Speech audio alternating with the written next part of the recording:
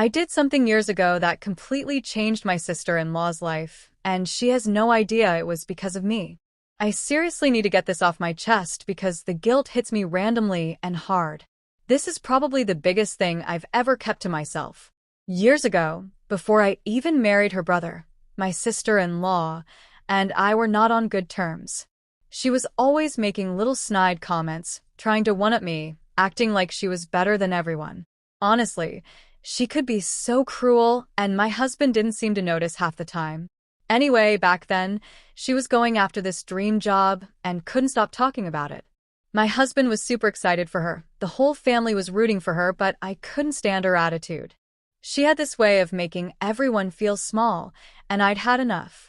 Then I found out that the hiring manager was someone I actually knew, just a past coworker, nothing major. They reached out for additional personal references because they assumed we were close. And well, I was bitter. So I gave a soft negative impression. Nothing nasty, nothing fake, just enough to make them doubt her. I honestly thought it wouldn't matter. I figured she'd get the job anyway. But she didn't. She was crushed, cried for days, blamed herself. My husband tried to comfort her, and I just sat there pretending I had no idea. Everyone thought the company just went in a different direction, but I knew. I had played a part. Now, years later, I'm married to her brother. She's calmer, treats me better than before, and sometimes we even laugh together. And she has no idea I'm the reason she didn't get that job that could have completely changed her career path. Honestly, the guilt hits me way harder now than it did back then. I think about how her life might have gone differently if I'd just stayed quiet. No one knows. Not my husband, not her, not anyone. It's my secret. And yet it's been sitting in my chest for years. Let's move on to the next confession. I deeply hurt my mom today, and I regret everything. I feel like I emotionally lost my mom today, and I know it's my fault. I just need to vent to strangers on the internet because what I did was horrible, and I'm not looking for validation or excuses. My mom has been through so much. Years ago, during and after her divorce from my father, he destroyed her reputation, refused to pay child support for my sister, and dragged out every legal obligation he had. She lost her job during the pandemic, and things were extremely hard. Around that time, I also had to drop out of nursing school because my dad insisted on a 50-50 payment arrangement with her, and she simply couldn't afford it. To be honest, I never wanted that career anyway. He forced me into it. We spent a long period with almost no money. But even then, when I got accepted into art school, she did everything she could to support me. Even with so little, she always tried. Almost 2 years ago, I moved back in with her. I had been living in another city, but due to serious family issues, including a mental health crisis my younger sister went through, I left my job and came back. My mom has no family aside from my sister and me, so I felt like I needed to be there. I started a small business, took remote jobs when I could, and helped with the house. Things were tough, but we made it work. Our relationship has never been easy. My mom is explosive, wants things done right away, and gets overwhelmed quickly. I'm more relaxed, but when I reach my limit, I snap hard. That combination has led to a lot of intense arguments.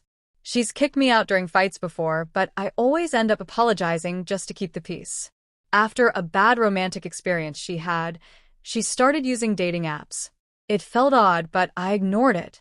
Meanwhile, my dad re-entered my life last year when my grandmother got sick. But my mom hates that I speak to him at all. She wants me to confront him, insult him, remind him constantly of the cheating he did while he was still with her, and my sister was a baby fighting leukemia. With all that context, here's what happened today. Early this morning, she came into my room needing help with a bank transfer. I told her to copy the number and send it to me.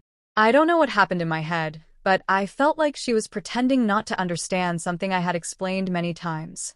And without thinking, I said something that still makes me feel sick to remember. You're able to create multiple accounts on dating apps, but you can't copy a number? It was cruel. It was low. It was unnecessary. I don't even know who I was in that moment. As soon as I said it, I knew I had crossed a line you can't uncross. She exploded.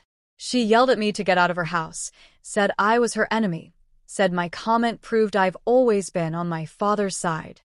And even though it hurt, I get it. What I said was poison.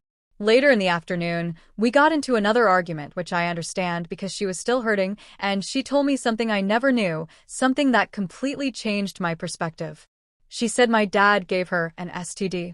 She told me that's why she uses dating apps, because she's scared of hurting someone, because she feels dirty, because she feels like she can't rebuild her life, that she's alone, that no one will want her like this.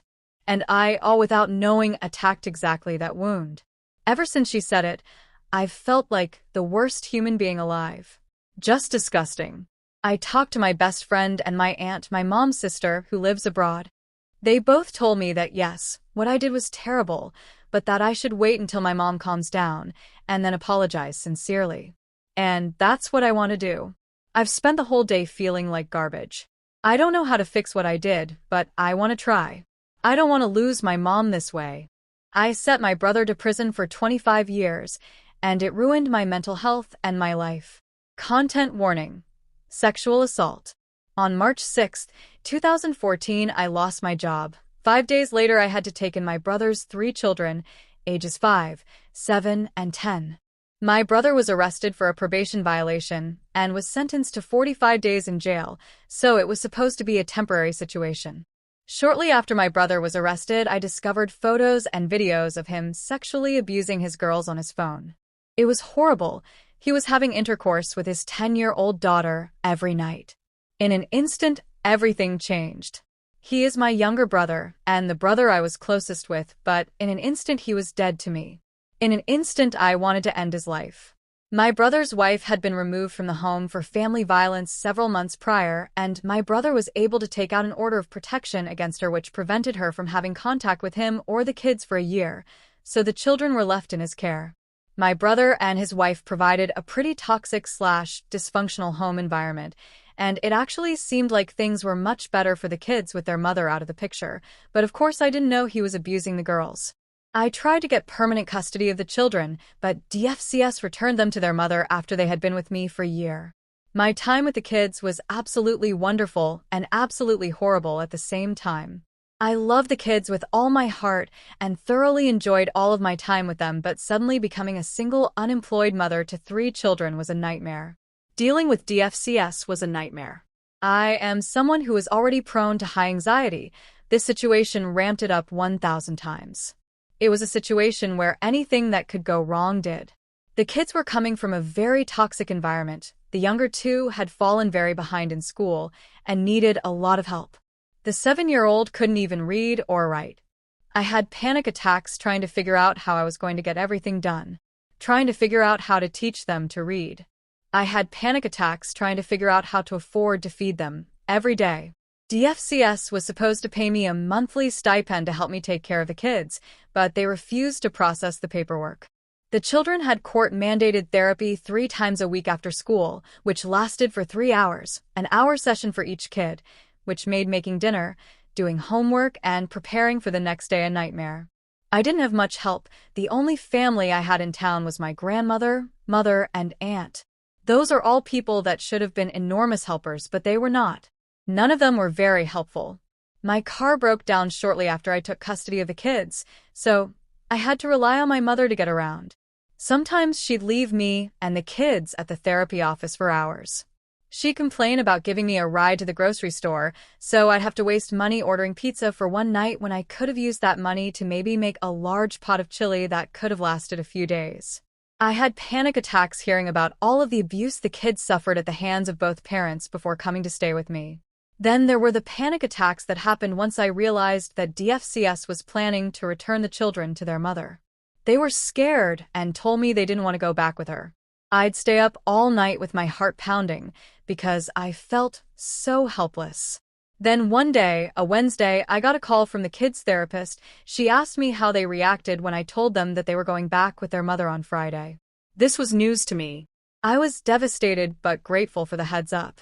DFCS was just going to show up and take the kids without giving me any notice.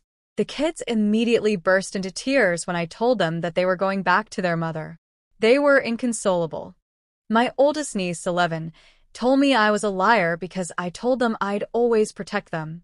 She asked me why God would make them go back with their mother if he really loved them.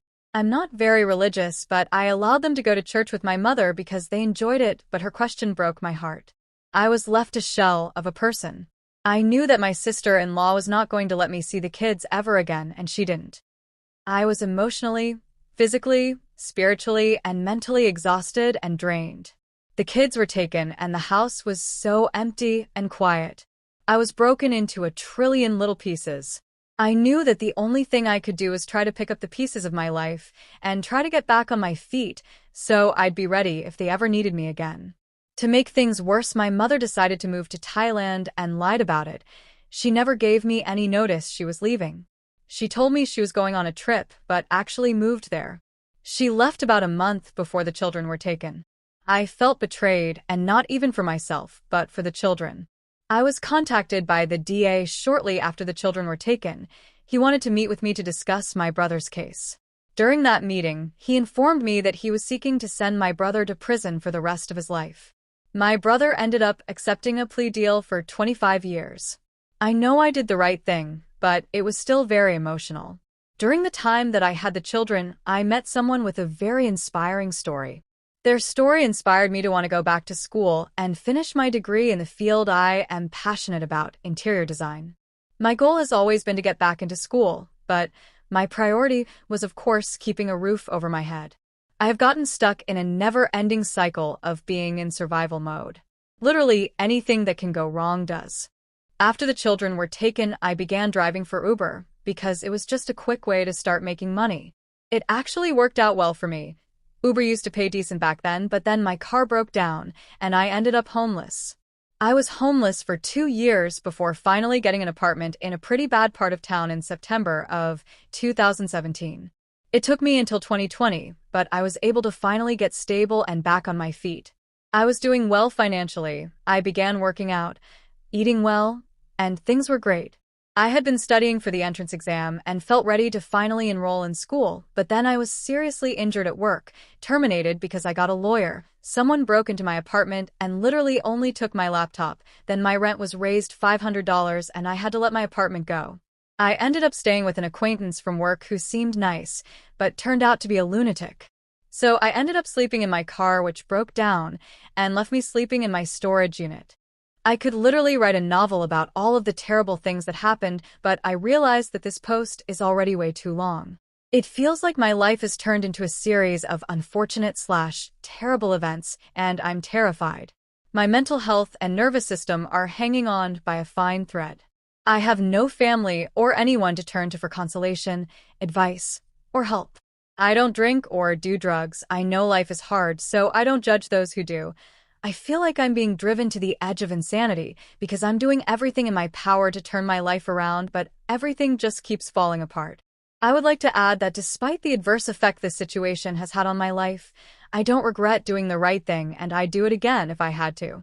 Also, there is a bit of good news. My oldest niece reached out to me on Facebook back in 2023. She is 22 now, married and pregnant with her second child. I got to see her and meet her daughter. She isn't looking to be super close right now. I think she wants to forget about her childhood and isn't interested in people or things that remind her of that time in her life. But I am grateful that I got to see her and that we are in contact. On to the last story. I'm watching my stepmom become the loser she always told me I'd become, and it's amazing. So, I was a mistake. My mom and dad were dumb idiots. Mom mostly raised me because my dad tried blocking her. After a while, he was in my life and paid child support. He got married and had 2 more kids the right way, and my stepmom Hildy never let it go how much better she was than me. How she and her kids had clothes from nice stores and not Walmart, and how they just didn't have time to include me in the Christmas card picture, plus I wouldn't have a nice enough outfit, so oh well. One of their kids, my brother, came out as trans a bit ago, and Hildy seemed very supportive. Apparently not. She's been drinking a lot and gaining weight. She lost her job, and I found out because she called me ranting in the middle of the day and saying that she lost her daughter and, like, I should have transitioned instead of him. It was so bizarre, and I told my dad he needed to deal with it. He tried telling me that he wanted her to get therapy, but honestly, I don't care, except I don't want her to ruin my brother's lives. Apparently, she picked one of them up from school and smelled like wine. She has been so horrible to me my entire life that I've known her, most of it, and I don't care that she's unhappy. I have enjoyed watching her burn out. Yes, I feel bad for my brothers, but this woman treated a literal child like trash because she hated my mom. She came to my bridal shower, wearing a white dress that she couldn't even zip up the whole way. When people mentioned it, I just shook my head and ignored it, like she would do when people would point out that my jeans were too short that one time, and in front of everyone she said she refused to spend their family's money on clothes for me since my dad paid child support. Whatever, I don't care. She deserves her life, and my dad deserves his marriage. And I'm clearly not a good person for laughing at all of this, so I guess I retroactively deserve my childhood. The only victims are my brothers. That's all for today. Thank you for watching.